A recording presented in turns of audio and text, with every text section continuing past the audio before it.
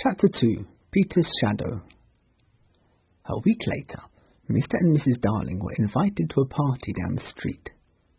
Mrs. Darling came into the nursery and went from bed to bed singing to the children before they fell asleep. For a moment after Mr. and Mrs. Darling left the house, the night lights by the beds of the three children continued to burn brightly. But then Wendy's light blinked and gave such a yawn that the other two yawned also, and before they could close their mouths, all three of them went out. There was another light in the room now, 1,000 times brighter than the night lights, and in the time we have taken to say this, it has been in all the drawers in the nursery looking for Peter's shadow, searching through the wardrobe and turning every pocket inside out. It was not really a light.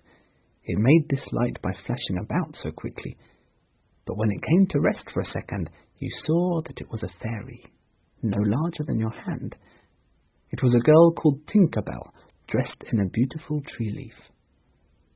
A moment after the fairy's entrance, the window was blown open and Peter dropped in.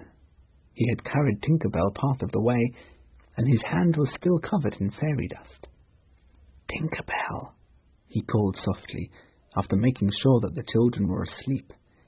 "Tink, tell me, where do you think they put my shadow?" A lovely tinkle, like the sound of golden bells, answered him. It was fairy language. Tinker Bell said that the shadow was in the big box. She meant the chest of drawers, and Peter jumped at the drawers, throwing their contents all over the floor with both hands. In a moment he had found his shadow, and he was so delighted that he didn't realize he had shut Tinker Bell in the drawer. Peter thought that he and his shadow, when brought near each other, would join together like drops of water. When they did not, he was shocked. He tried to stick it on with soap from the bathroom, but that didn't work either. He became very sad and sat on the floor and cried. His sobs woke Wendy, and she sat up in bed. She was not alarmed to see a stranger crying on the nursery floor. She was only pleasantly interested. "Boy," she said politely, "why are you crying?" Peter didn't answer. Instead he asked, "What's your name?" "Wendy Angela Darling," she replied. "What's your name?" "Peter Pan." He didn't really need to tell her this. She was already sure that he was Peter. She asked where he lived. "Second to the right," said Peter, "and then straight on till morning." "What a funny address." "No, it isn't," he said. "I mean," Wendy said nicely, remembering that she was the hostess, "is that what they put on letters to you?" He wished she had not mentioned letters. "I don't get any letters," he said sadly. "But your mother gets letters, doesn't she?" "I don't have a mother," he said. Not only did he not have a mother, but he certainly didn't want one. Wendy, however, felt at once that this was very tragic. "Oh, Peter, no wonder you were crying," she said. "I wasn't crying about mothers," he said rather angrily. "I was crying because I can't get my shadow to stick on. Besides, I wasn't crying." "Has it come off?"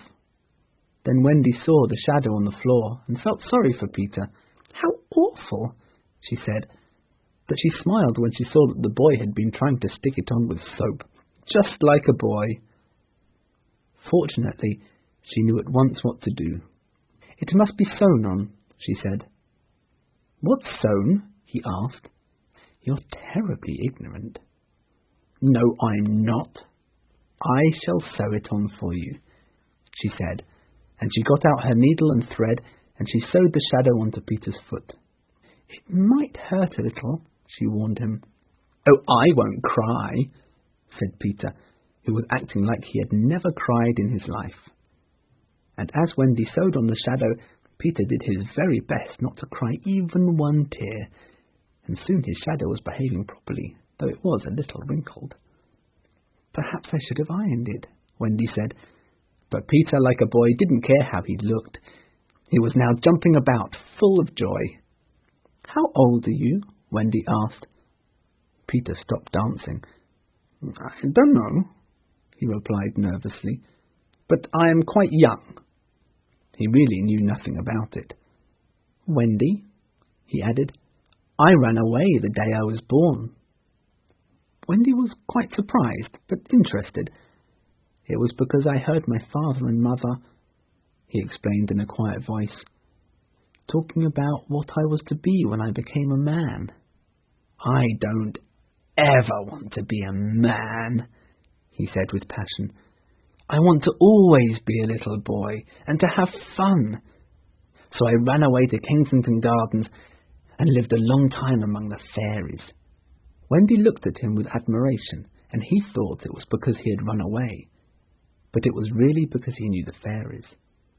She began to ask him a lot of questions about fairies, which Peter found rather boring.